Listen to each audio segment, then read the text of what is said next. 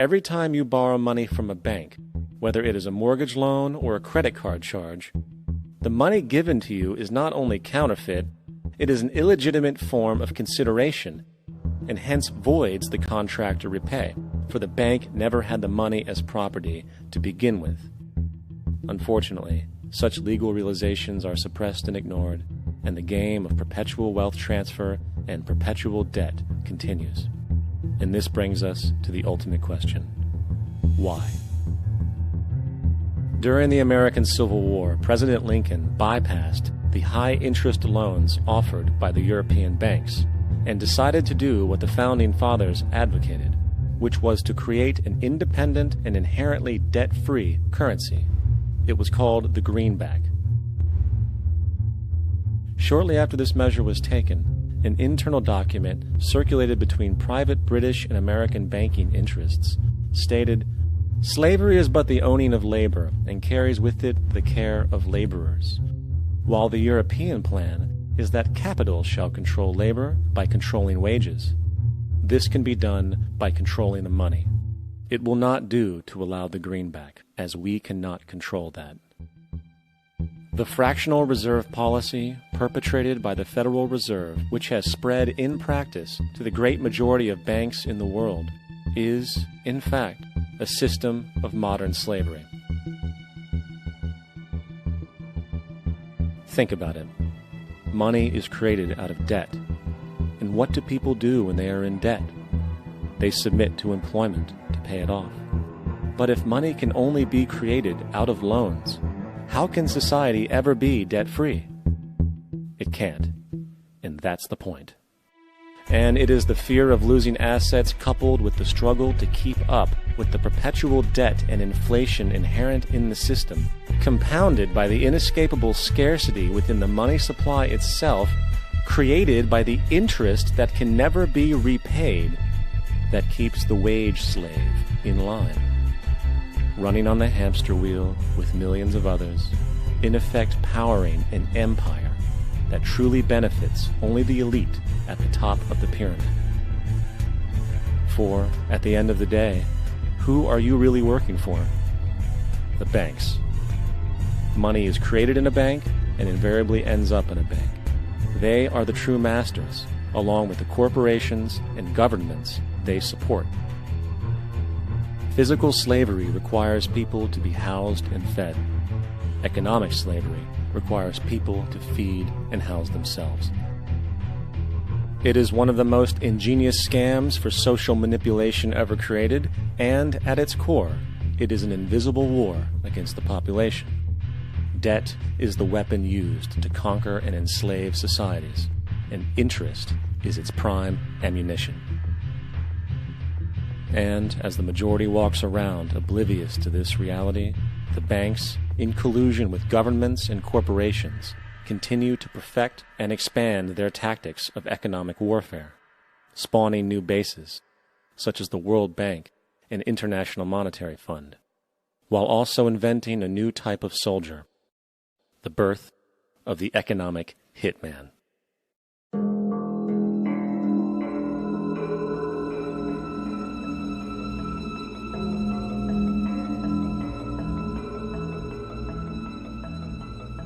We economic hitmen really have been the ones responsible for creating this first truly global empire. And we work many different ways.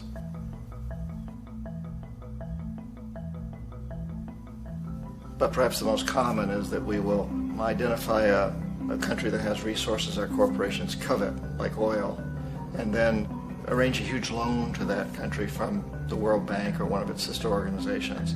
But the money never actually goes to the country. Instead, it goes to our big corporations to build infrastructure projects in that country, power plants, industrial parks, ports, things that benefit a few rich people in that country, in addition to our corporations, but really don't help the majority of the people at all. However, those people, the whole country is left holding a huge debt. It's such a big debt they can't repay it, and that's part of the plan, that they can't repay it. And so at some point, we economic hitmen go back to them and say, listen, you owe us a lot of money, can't pay your debt, so sell your oil real cheap to our oil companies. Allow us to build a military base in your country, or send troops in support of ours to someplace in the world like Iraq, or vote with us on the next UN vote to have their electric utility company privatized and their water and sewage system privatized and sold to U.S. corporations or other multinational corporations. So there was that whole mushrooming thing, and it's so typical of the way the IMF and the World Bank work, that you put a country in debt, it's such a big debt it can't pay it, and then you offer to refinance that debt and pay even more interest. And you demand this quid pro quo, which you call a conditionality or good governance, which means basically that they've got to sell off their resources, including many of their social services, their utility companies, their school systems sometimes, their penal systems, their insurance systems, to foreign corporations. So it's a double, triple, quadruple whammy. The precedent for economic hitmen really began back in the early 50s when democratically elected Mossadegh, who was elected in Iran, he was considered to be the hope for democracy in the Middle East and around the world. He was Time Magazine's Man of the Year. But one of the things that he'd run on and began to implement was the idea that foreign oil companies needed to pay the Iranian people a lot more for the oil that they were taking out of Iran. The Iranian people should benefit from their own oil. Strange policy. We didn't like that, of course. But we were afraid to do what we normally were doing, which was to send in the military. Instead, we sent in one CIA agent, Kermit Roosevelt, Teddy Roosevelt's relative. And Kermit went in with a few $1 million and was very, very effective and efficient. And in a short amount of time, he managed to get Mossadegh overthrown and brought in the Shah of Iran to replace him, who always was favorable to oil. And it was extremely effective. Bombs overflow Tehran. Army officers shout that Mossadegh has surrendered and his regime as virtual dictator of Iran is ended. Pictures of the Shah are paraded through the streets as sentiment reverses. The Shah is welcomed home. So back here in the United States, in Washington, people looked around and said, wow, that was easy and cheap. So this established a whole new way of manipulating countries, of creating empire. The only problem with Roosevelt was that he was a card-carrying CIA agent, and had he been caught, the ramifications could have been pretty serious. So very quickly at that point, the decision was made to use private consultants to channel the money through the World Bank or the IMF or one of the other such agencies, to bring in people like me who worked for private companies, so that if we got caught, there would be no governmental ramifications.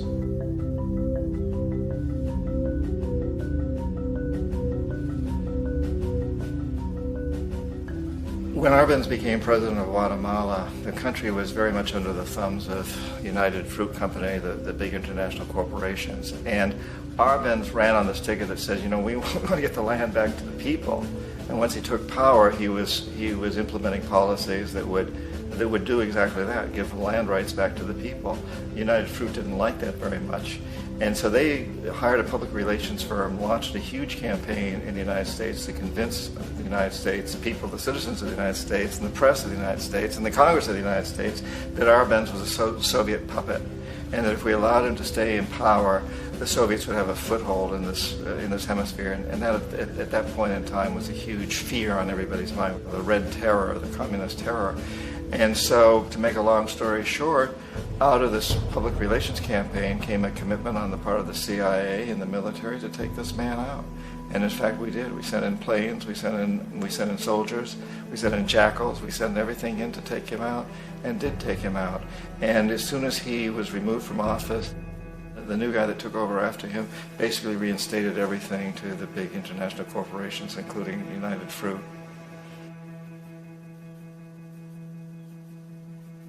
Ecuador for many, many years had been ruled by pro-U.S. dictators, often relatively brutal. Then it was decided that they were going to have a truly democratic election. Jaime Roldos ran for office, and his main goal, he said, as president would be to make sure that Ecuador's resources were used to help the people.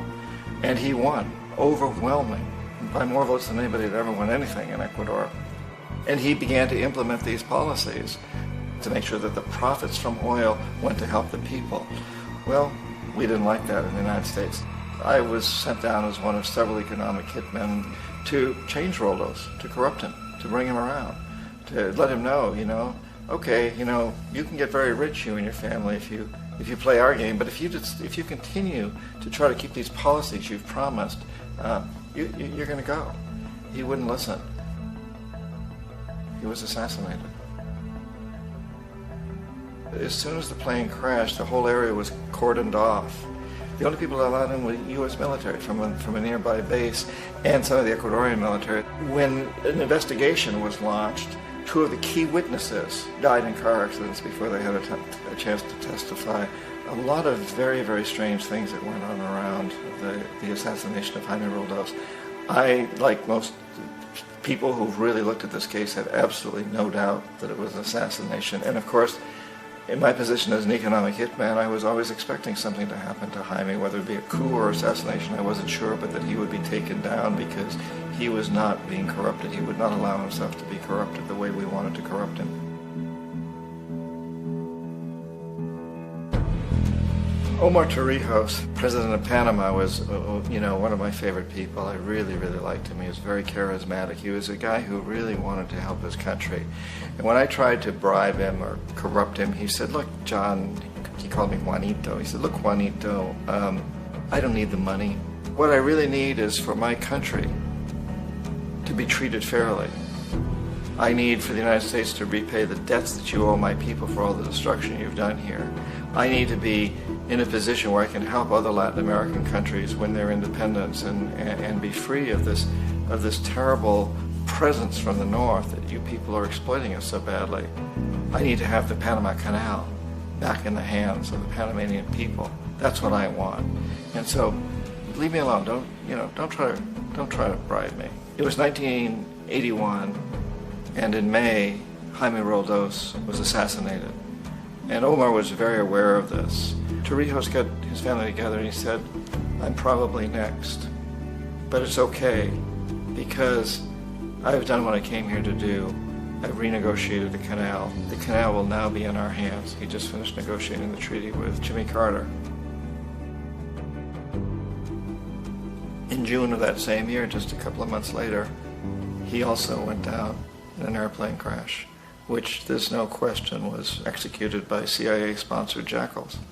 Tremendous amount of evidence that one of Torrijos' security guards handed him at the last moment as he was getting on the plane a tape recorder, a small tape recorder that contained a bomb.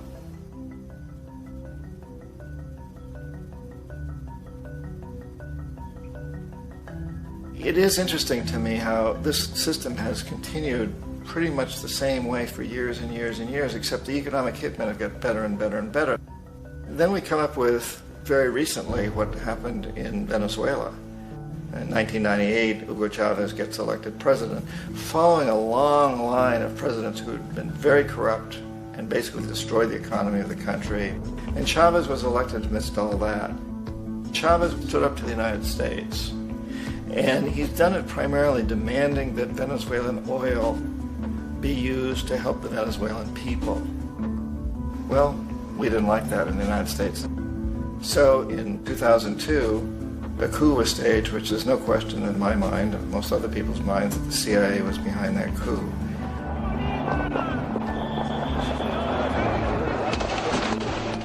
The way that coup was fomented was very reflective of what Kermit Roosevelt had done in Iran, of paying people to go out into the streets to riot, to protest, to say this Chavez is very unpopular. If you can get a few thousand people to do that, television can make it look like it's the whole country, and things start to mushroom. Except in the case of Chavez, he was smart enough, and the people were so strongly behind him that they overcame it, which was a phenomenal moment in the history of Latin America.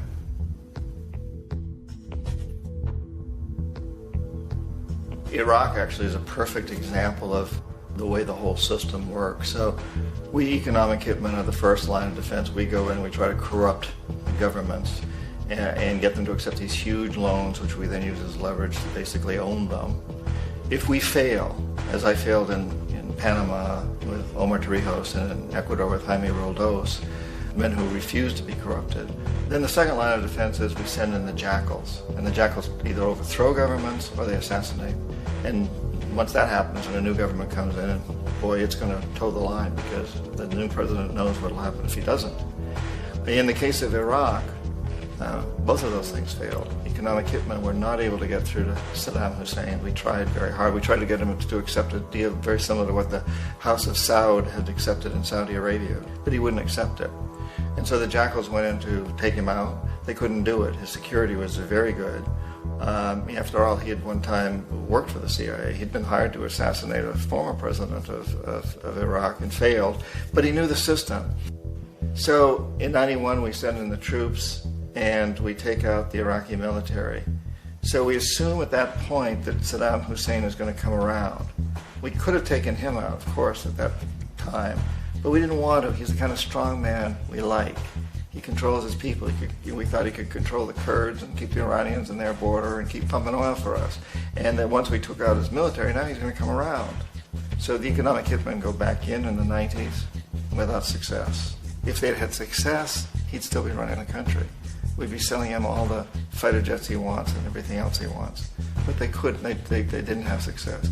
The Jackals couldn't take him out again. So we sent the military in once again, and this time we did the complete job and took him out, and in the process created for ourselves some very, very lucrative construction deals. We had to reconstruct a country that we'd essentially destroyed, which is a pretty good deal if you own construction companies, big ones. So, Iraq shows the three stages. The economic hitmen failed there, the Jackals failed there, and as a final measure, the military goes in. And in that way, we've really created an empire, but we've done it very, very subtly.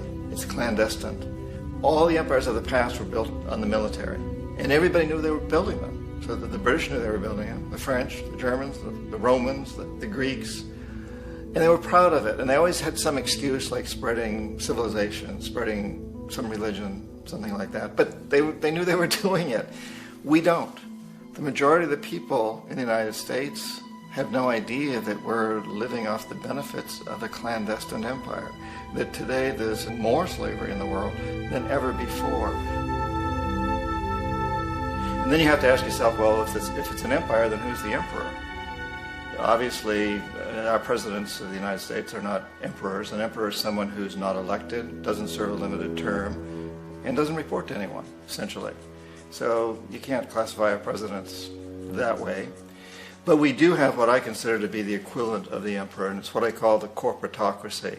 The corporatocracy is this group of individuals who run our biggest corporations, and they really act as the emperor of this empire. They control our media, either through direct ownership or advertising. They control most of our politicians because they finance their campaigns, either through their corporations or through personal contributions that come out of the corporations. They're not elected, they don't serve a limited term, they don't report to anybody. And at the very top of the corporatocracy, you really can't tell whether a person's working for a private corporation or the government because they're always moving back and forth.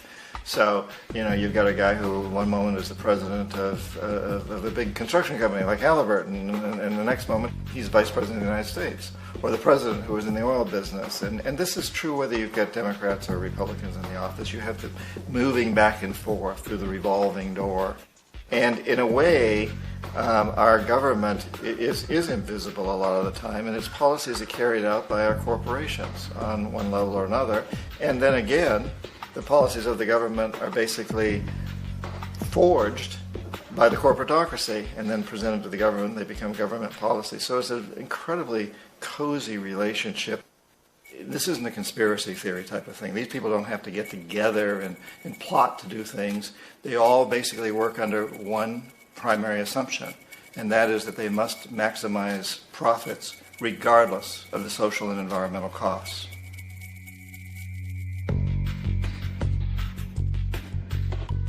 This process of manipulation by the corporatocracy through the use of debt, bribery, and political overthrow is called globalization.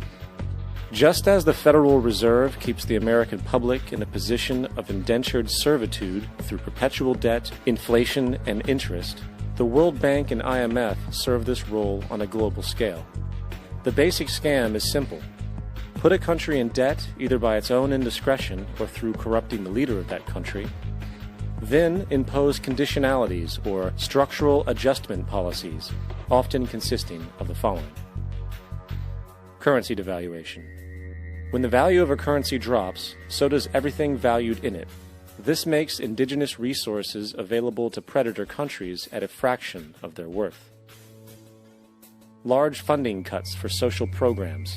These usually include education and healthcare, compromising the well-being and integrity of the society, leaving the public vulnerable to exploitation. Privatization of state-owned enterprises. This means that socially important systems can be purchased and regulated by foreign corporations for profit.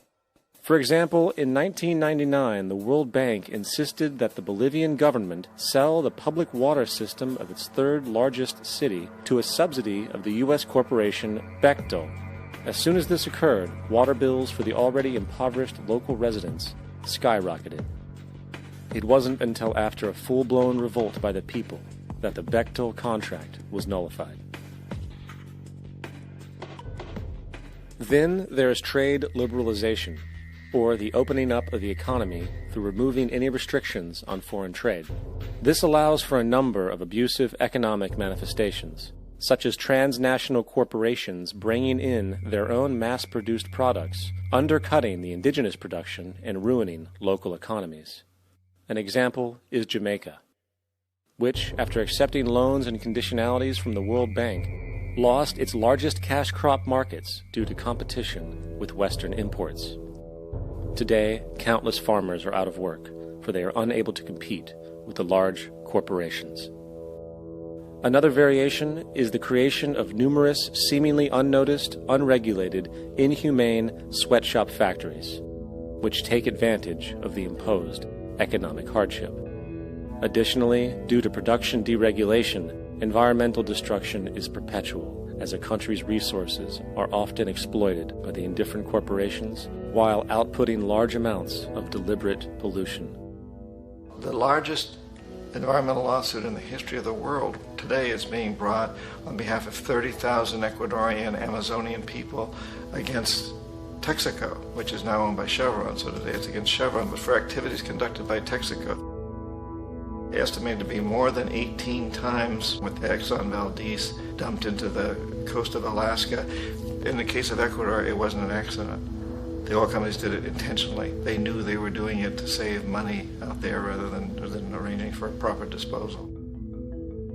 Furthermore, a cursory glance at the performance record of the World Bank reveals that the institution, which publicly claims to help poor countries develop and alleviate poverty, has done nothing but increase poverty and the wealth gap, while corporate profits soar. In 1960, the income gap between the fifth of the world's people in the richest countries versus the fifth in the poorest countries was 30 to 1. By 1998, it was 74 to 1. While global GNP rose 40% between 1970 and 1985, those in poverty actually increased by 17%.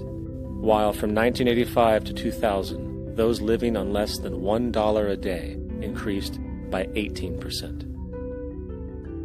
Even the Joint Economic Committee of the U.S. Congress admitted that there is a mere 40% success rate of all World Bank projects. In the late 1960s, the World Bank intervened in Ecuador with large loans. During the next 30 years, poverty grew from 50% to 70%. Under or unemployment grew from 15 to 70%. Public debt increased from $240 million to $16 billion, while the share of resources allocated to the poor went from 20% to 6%. In fact, by the year 2000, 50% of Ecuador's national budget had to be allocated for paying its debts. It is important to understand the World Bank is, in fact, a U.S. bank, supporting U.S. interests. For the United States holds veto power over decisions, as it is the largest provider of capital. And where did it get this money? You guessed it. It made it out of thin air through the fractional reserve banking system. Of the world's top 100 economies, as based on annual GDP, 51 are corporations. and 47 of that 51 are U.S.-based. Walmart, General Motors, and Exxon are more economically powerful than Saudi Arabia, Poland, Norway, South Africa, Finland, Indonesia, and many others. And, as protective trade barriers are broken down, currencies tossed together and manipulated in floating markets, and state economies overturned in favor of open competition and global capitalism, the empire expands.